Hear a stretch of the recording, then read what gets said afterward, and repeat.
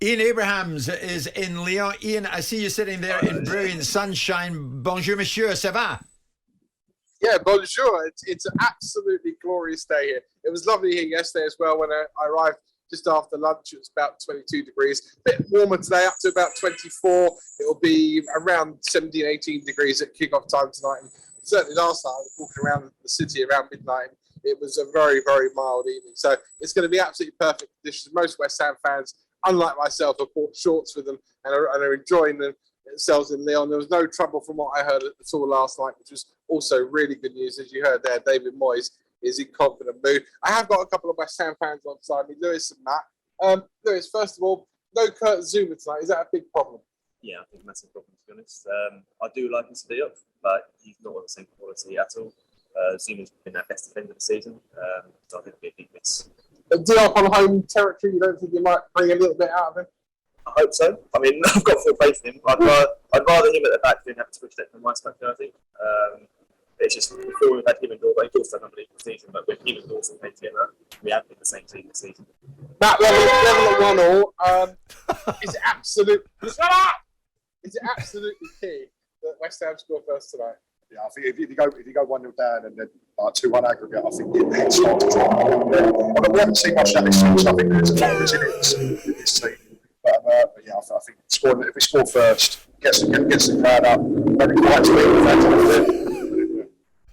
What about people hold on and there's a little biking convention going on? Chatting away. Just one more quick one. It's quite noisy. This road was really quiet until we went on there. Jared Bowen, big night for him. I think I saw his interview earlier with Jack Mate on West Ham's YouTube channel, and he was saying that he remembers his Hereford days compared to now playing in this competition, and it's the biggest game in his career so far. I'm sure he's going to have a lot of big games in his future as well. A goal for him today, like last week, and he kind of cements a really big kind of status at West Ham. Massive game for him. We won't put a statue up just yet. Quick score prediction. Penalties. I'm not going to decide penalties. I'm not choosing. Okay. I think 1-0 after 90 minutes. After that, I don't know. I might be in for a long night. Jim Morrow, just got to ask, that's my last question. What are West Ham? West Ham are massive everywhere we go. West Ham are massive everywhere we go.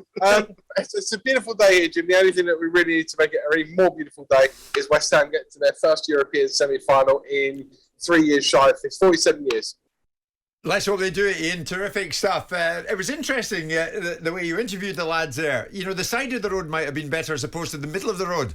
But but terrific stuff.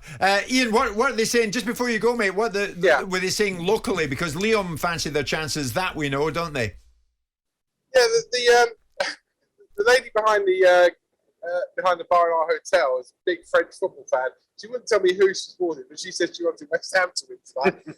Most Lyon fans, I mean, listen, they don't speak a lot of French, a lot of English over here in Lyon, but the ones I spoke to, the Lyon fans, have all told me that they think it's going to be a really tough game.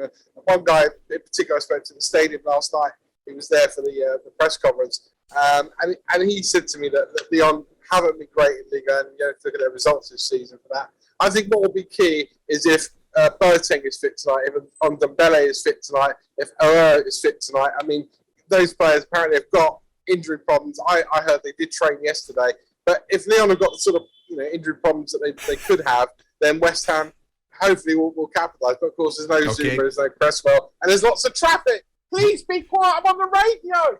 Yes, indeed, Ian. Thank you. That's what comes from sitting in the middle of the road in Lyon. Thank you so much. Lyon West Ham tonight, live, of course, on talkSPORT.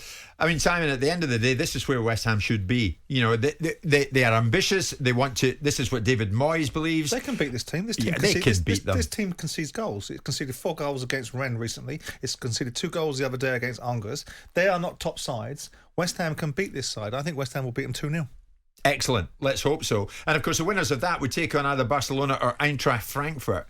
And then it really gets interesting, doesn't it? Not that it's not at the moment. Yeah, that's for another day. Today is beat Lyon. Yeah. Rangers up against Sporting Braga. 1-0 to Braga going into that.